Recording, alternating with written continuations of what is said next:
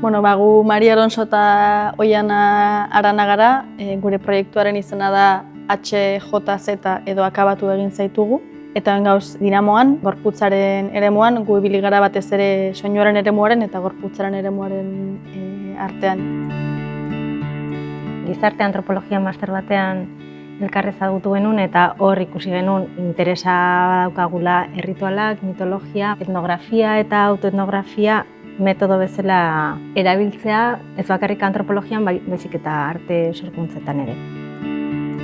Egon ginenez Donostian elkartzen, paseatzen, baina bestelako espazio batzuetan ere dispositiboak montatzen, probatzen eta bar, esan genuen honi intensiboki heldu ahal izateko oso, kasualitatea izan zen, aurkitu gendun interneten holan, eta jaro, jungo ga, eta animatu ginen eta hola izan da.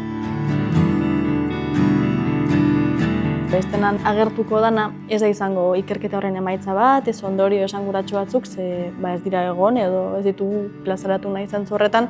Egin nahi duguna da, bat orain arte egin dugun ikerketa bide horren edo bide artistikoaren aitortza bat egin nahi horri edo ondratu nahi dugu egindako bide hori eta hori izango da eszenaratuko duguna, ez? Eta asmoa da aktibatzea dispositibo artistiko batzuk, sortu ditugun testuak, sortu ditugun simboloak, agertu diren autore teoria eta barrak publikoaren parte hartzearen bitartez eta interesatzen jaku asko improvisazio momentu hori, improvisazioak berak dakartzan urgentzia, antsietatea, kaosa, akatsa eta horrek dakartzan emozioak iruditzen jakulako interesgarriak direla aktibatu ahal izateko ondratze momentu hori nolabait.